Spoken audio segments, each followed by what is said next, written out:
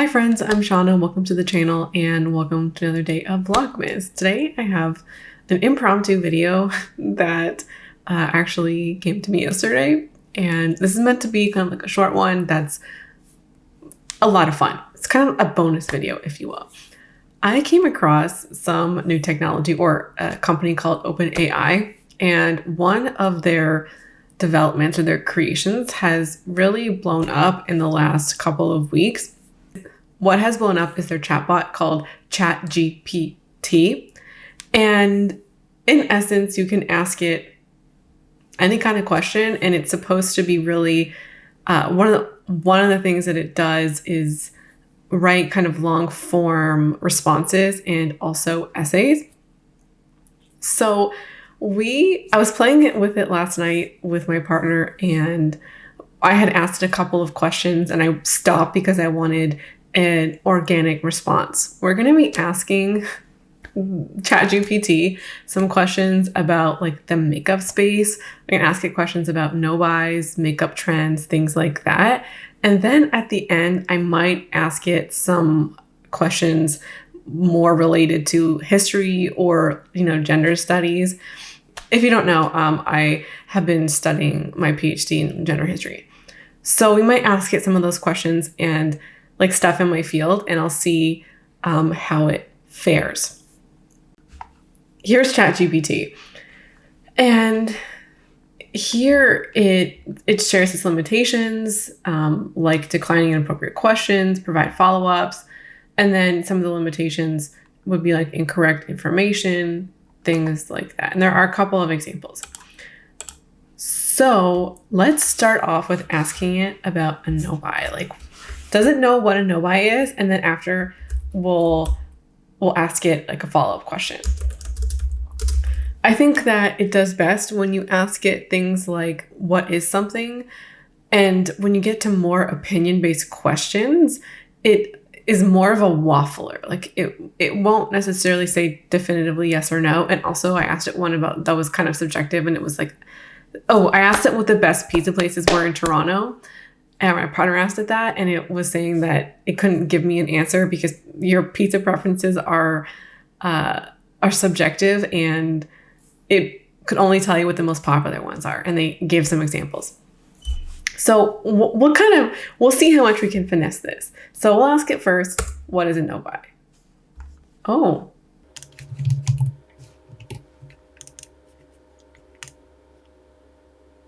Okay, let's try again. What is a no-buy?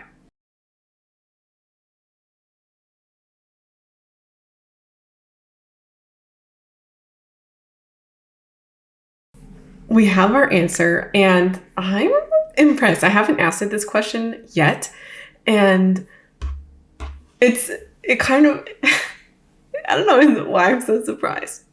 Okay, so the gist of their answer is that, or the gist of ChatGPT's answer is that a no-buy is a conscious choice not to purchase any new items with the goal of reducing their spending and potentially saving money. It can be for a specific item, or it can be general commitment to not buying anything new. And it's not just this definition that you might see on Wikipedia. It's kind of going into more of the like how or the why. Implementing no-buys as a way to declutter their lives and simplify their possessions, and being more mindful of their consuming habits. And it also touches on environmental impact, which I think in our community, the environmental impact is a lot of or even not just environmental, but we would probably more say sustainability, which part of it is environmental. And so the fact that I think it goes into the environmental impact is kind of interesting, and not just people aren't buying stuff, but what people do on a no-buy, or what you might typically find somebody to do on a no-buy. Let's do a follow-up. Let's ask it how to be successful on a no-buy.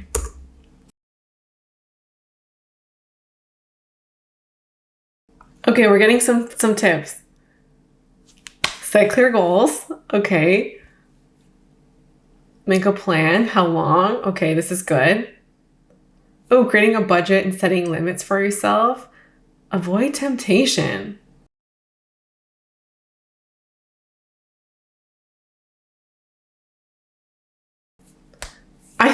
as a whole, these are pretty good suggestions. Make a plan, how long you'd want to be on a no buy, consider creating a budget, avoiding temptations, avoiding places that, you would tend to overspend, finding alternatives like borrowing from a friend or family, being flexible.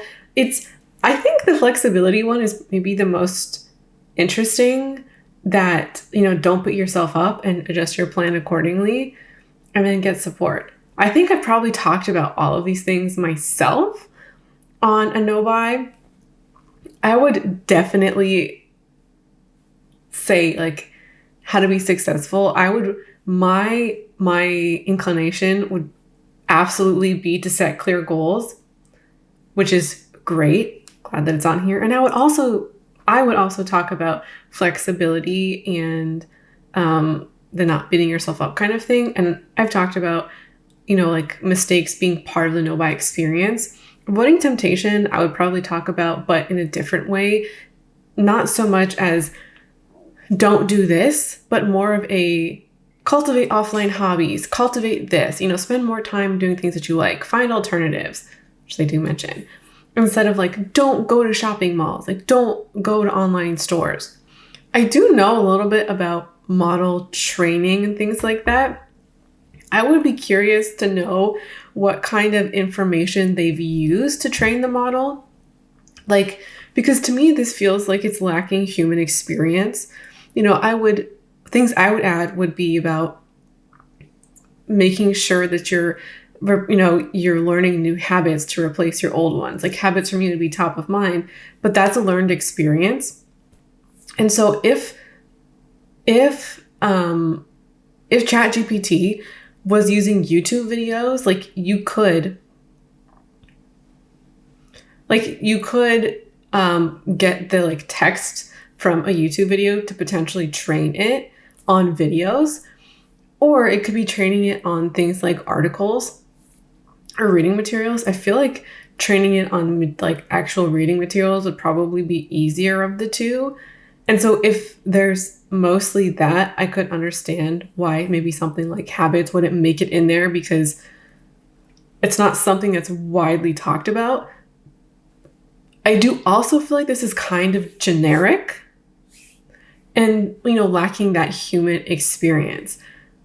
I think that this is both very cool and I think a little bit limited, but like not in a way to say that this is totally flawed or shit technology. I think that getting the human experience is always going to be the challenge of AI technology. Let's now ask it how to stay motivated on a no buy. I haven't asked it these questions yet, so I don't know if it will actually give me an answer. Because I've asked it stuff and it said it didn't have enough data.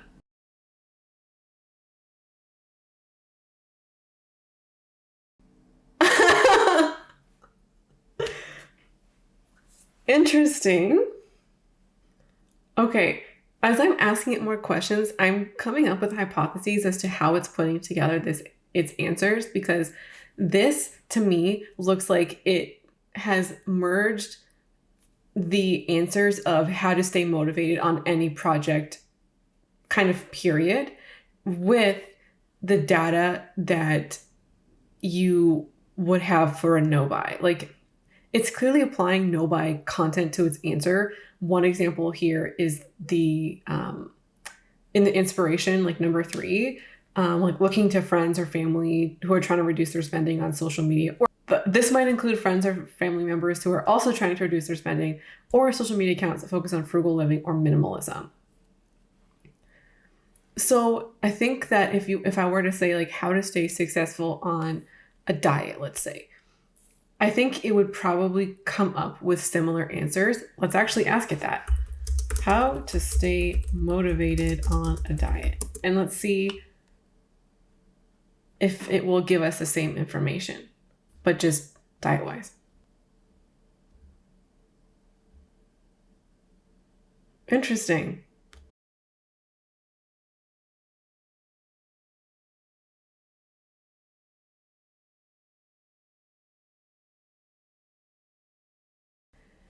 Okay. Um, my hypothesis I don't think was correct. I think track your progress is very similar to keeping a food diary. That's one way to track your progress, but it made it more specific to food. Be consistent. I think part of it is the be kind to yourself and like adjusting the plan. Like to me, it's it feels like there may be 70% similar, but it didn't just spit out the same answer. Hmm. Let's regenerate this response to see. Apparently, it'll give us a new response, not just like the same one. So let's see what the second time it says.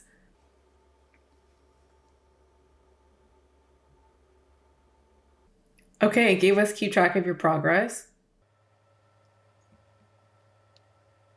Don't be too hard on yourself is the same as be kind to yourself, just in reverse. Remember your why. So maybe I'm not as off as I suspected. I think that it's using this concept of motivation and then adding in information from the specific thing that you're asking about motivation to then, add in, let's say 60 or 70% of it comes from a motivation answer, and then that other maybe 20 to 40% would come from the specific question that you're asking. Interesting. Okay, let's now ask it, what are current makeup trends? What are popular makeup trends right now?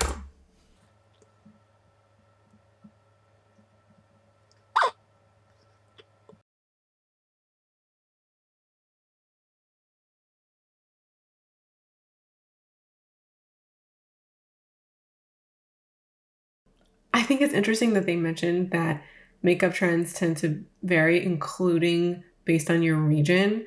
And it's definitely right. There are K beauty trends that are popular in Korea and like within Asia. Like I feel like there's Asian trends and there's like Western trends. And that's one thing that gets talked about, or I could watch videos about comparing these styles of makeup. The natural minimal makeup is definitely on point and it's been around for a few years. K beauty, I mean, has come out of Korea in the past, I would say like 3 years in specific. I mean, K beauty hasn't been just restricted to like one geographic location. People across the world have been using these trends or these tips or these products, but I do think in the last 2 years in specific, K beauty is really coming to the West more so than ever before and inspiring the production of specific products in the West, but also like actual K beauty brands that are becoming more popular outside of the West. And like this skincare leaning makeup is one of those trends too. Let's actually ask it again. I don't know if it will just reword it or give us different answers. Okay, this is also important that it can only go up to 2021. I forgot about that. Oh, false lashes. It's a new one. Interesting. Okay, I feel like the first one was better. Lipstick is a little bit of a cop out um, because lipstick has always been around. Both colorful eye makeup, I don't know how true that is. Contouring and highlighting is definitely an older trend that like people still highlight, I think, more than contour. But in the mainstream media, um, or sorry, in mainstream makeup usage, I don't think contouring is super popular. This one was interesting. Let's now ask it, what are some of the best selling makeup products at Sephora? I don't know if it will give us anything because of its 2021 limitation. Okay, let's ask it, what were the best selling makeup products at Sephora in 2016?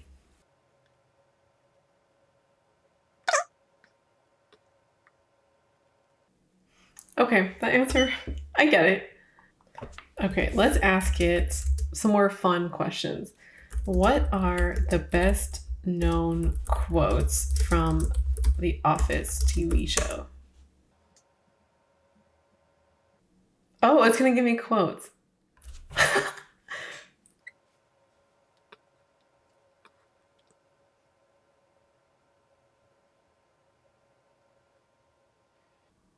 Okay, it gave us 10 quotes, and I mean, that's what she said. I'm not superstitious, but I am a little stitious. Definitely Bears beats Battlestar Galactica for sure. The worst thing about prison was the Dementors. I think those ones would definitely be like top 4 or 5. Oh, also sometimes I'll start a sentence. I don't even know where it's going. I just hope I find it along the way. Popular for sure. The other ones, I know them, but I don't feel like they're among the top quotes. It definitely gave us some, which is, I'm impressed. Okay, I'm going to ask it. We're going to ask it first a gender question. How is gender performative?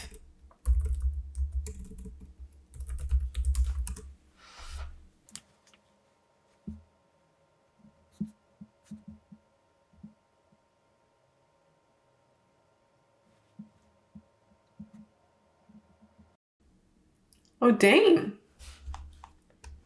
Okay, let's go.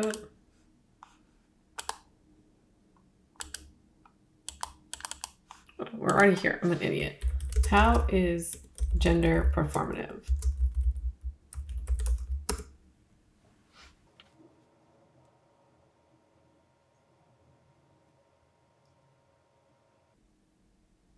Okay, they're citing Judith Butler, which is great.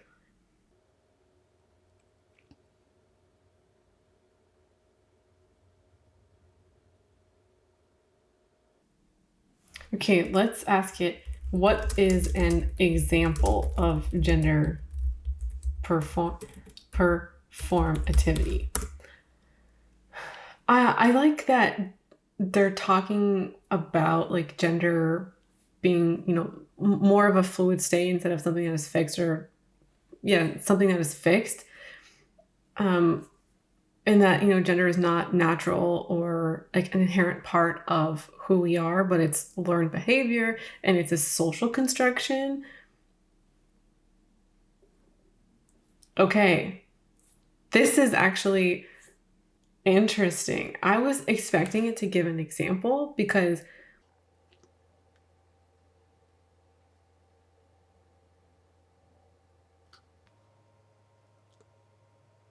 the follow-up answer is actually really great. The first answer I think was like, yes, gender is performative, but also a social construction. And one of the reasons why gender is performance is because it's a construction, it's not real. And we perform our gender to normalize the gender binary. And I guess like one of the ways that we can untangle the gender binary is by really illuminating, showcasing how gender is performative, and like we can showcase how gender isn't real when we're able to understand how we perform it, like unpack that and see it in our society. So like the first answer isn't wrong, but I really think that the follow-up answer, like what is an example of it, the I think the second answer is I think just better because it entangles a little bit the performativity from the social constructedness of gender. Judith Butler says that gender is a repeated stylization of the body, which is performativity and also social constructedness. Wow, fun. Okay, we'll ask it. I think I'm most impressed with this gender performativity example. I think like once you understand what gender performativity is, like it's pretty clear on like where you can see it in society. And I think in Jenna Trouble, Judith Butler talks about drag queens being like one of the best examples of gender performativity. So I'm surprised that the chatbot didn't mention. Okay. I feel like let's just end on a fun question. Okay. Let's end on a fun one.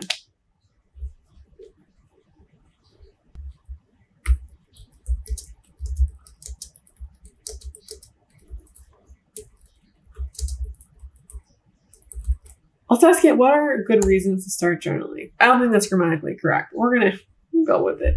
Have something lighter to end the video off of, or to end the video with. Okay, let's see. Improving mental health, reduce stress, improve mood, promote self-discovery. Wow. Tracking personal growth. Love it. Enhancing creativity. I'm a little surprised. Building writing skills. Cool. Okay, let's do a follow-up. What are some, well, let's ask it, how do I start journaling?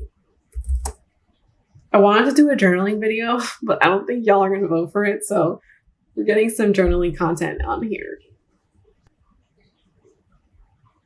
Okay, how to get started. Okay, set a regular time and place. Okay, start writing. Whatever comes to mind. Okay, not bad. Different styles of formats. You'll be like, what? Oh, okay, it's giving, okay. Stream of consciousness. Okay, prompts or questions. Okay, what are some journaling prompts? Following up here, ChatGPT. Ooh, okay, significant event or experience. Describe a person. Ooh, goal or dream that you have.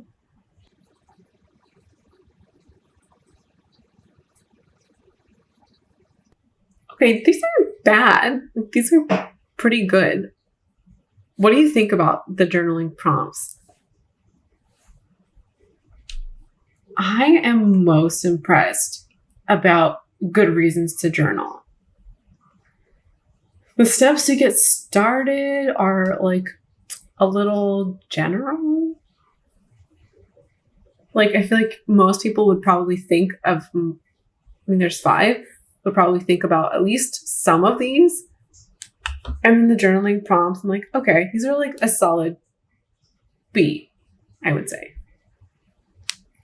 Okay, that was a good thing to end this video. That was fun. What do you think about ChatGPT? Did you enjoy this video? I'm going to link it in the description box if you want to go play around with it and see what it offers you. Also, if you ask it some of the same questions that I did you get the same answers? That's everything from me today. Thanks for hanging out, and I hope to see you again around here soon. Bye.